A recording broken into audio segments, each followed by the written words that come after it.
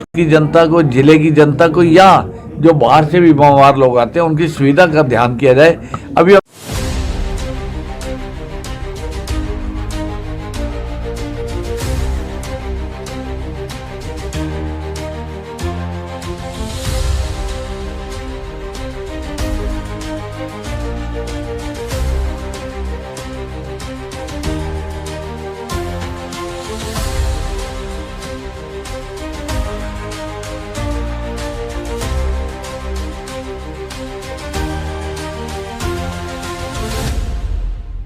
कि क्या medicine are available, कोई कमी तो नहीं चल रही है। कमी चल रही होगी तो सरकार से बात करके वो भी पूरी करवाएंगे।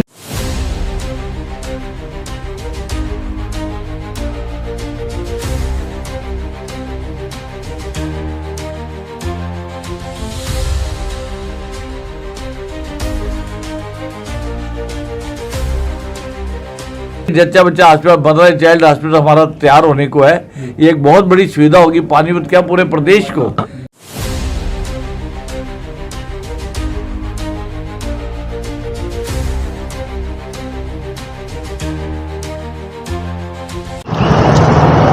पानीपत शहर से विधायक प्रमोद द्विज आज पानीपत के सिविल हॉस्पिटल में औचक निरीक्षण करने के लिए पहुंचे थे। बता दें आपको, प्रमोद द्विज को शिकायतें प्राप्त हो रही थी कि डायलिसिस के मरीजों की जो है कि उनको यहां से रेफर किया जाता है, और जिसको लेकर शिकायतें मिली उसके आधार पर प्रमोद द्विज आज पानीपत के सिविल हॉस्पिटल में औचक निरीक्षण करने के लिए पहुंचे।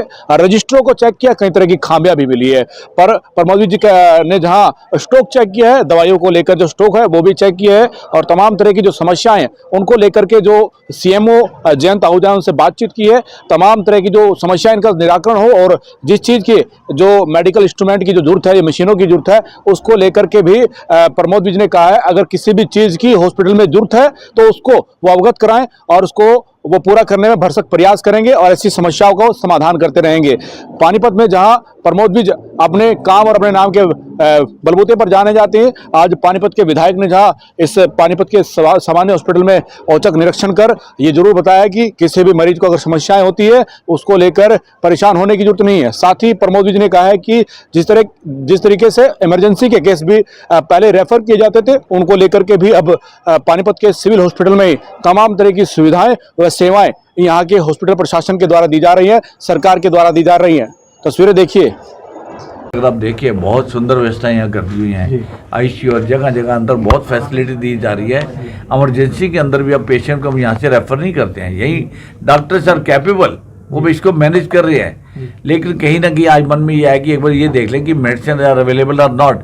तो हमने ये देखा कि मोस्टली मेडिसिन भी अवेलेबल हैं, और जो मेडिसिन अवेलेबल नहीं है बाई चांस उसका अल्टरनेट अवेलेबल है इनके पास। ये सब चीज़ें व्यवस्था ठीक है। थैलेसीमिया में एक कंसर्न जरूर है कि यहाँ पे लगभग 125 बच्चे रजिस्टर्ड है पानीपत में, तो उनकी व्यवस्था देखनी बहुत सुचारू रूप से देखनी पड़ेगी।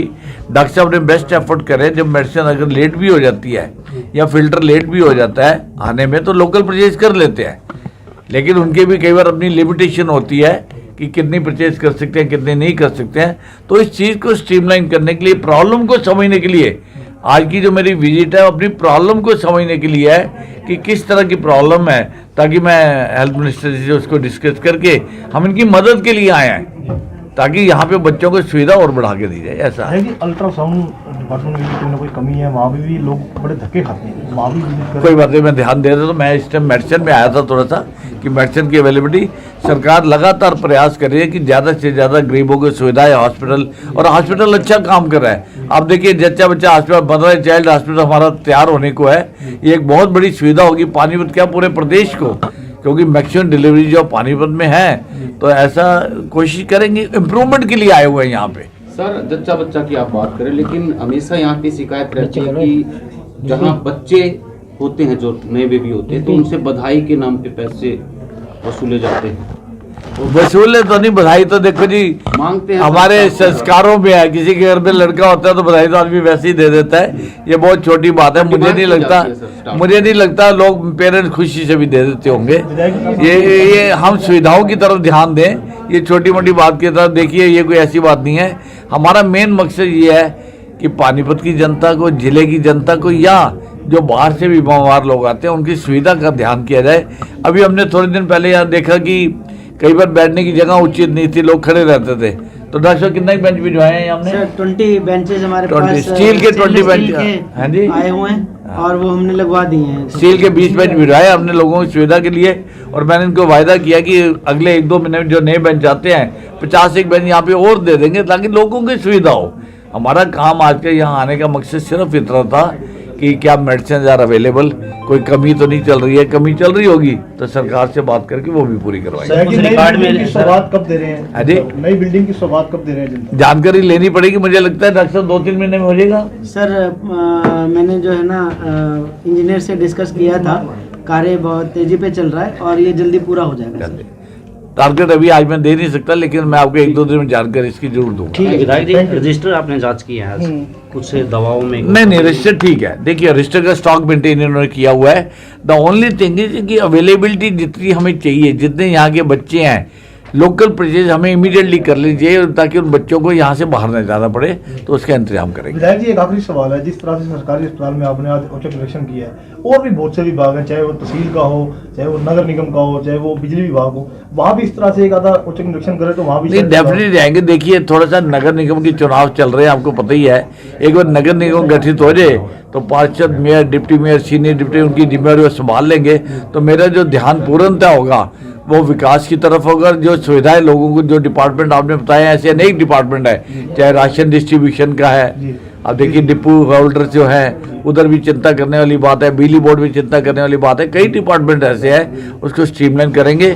लेकिन निश्चित तौर पे मेरे लिए एक बहुत बड़ा सहयोग होगा निगम बनने के बाद, कम से कम निगम की जिम्मेवारी संभालने वाले लोग जब प्रतिनिधि आ जाएंगे तो मेरा और भी ध्यान जो है जनता की सुविधा की तरफ जाएगा। विधायक जी दिन में और रात में यहाँ काफी फर्क देखने को मिलता है, कभी रात को भी इस तरह का दौरा हो तो? चलिए कोशिश करेंगे, वो भी करेंगे जैसे। धन्यवाद।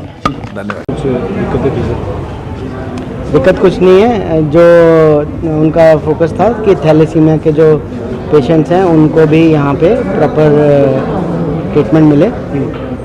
पीछे सप्लाईज कम आ रही थी तो हमने जो लोकल परचेज करी है उसके बारे में उन्होंने संज्ञान लिया है कि लोकल परचेज जो है वो ना करना पड़े और जो फिल्टर की जो सप्लाई है वो हेडक्वार्टर से ही मिल जाए।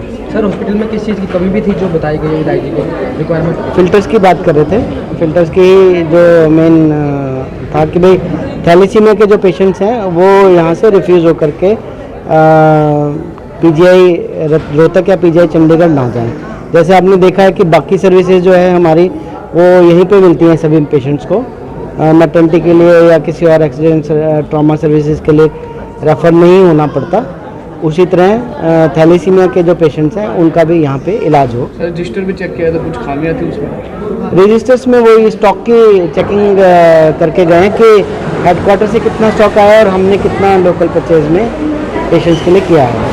डॉक्टर साहब थैलेसीमिया के मरीज रेफर ना हो, इसको लेके भी कोई बात हुई है? देखिए थैलेसीमिया के जो मरीज हैं वो हमारे यहाँ जितने आते हैं हम उनको ट्रीट करते हैं। उनकी सुविधाओं को और बेहतर करने के लिए विधायक जी का आदेश है और जो इनकी सुविधाएं हैं हम उनको पूर्ण रूप से सुचारू रूप से चलाने के लिए लोकल परचेज और जो भी उसके अंदर कार्रवाई चाहिए हम उसको पूरा करेंगे। बधाइयों को लेकर सर कई खबरें आ रही हैं, इसको लेकर? देखिए बधाई का अभी मैं जांच करवाऊंगा, जांच करवा के फिर बताऊंगा आपको। Thank you sir.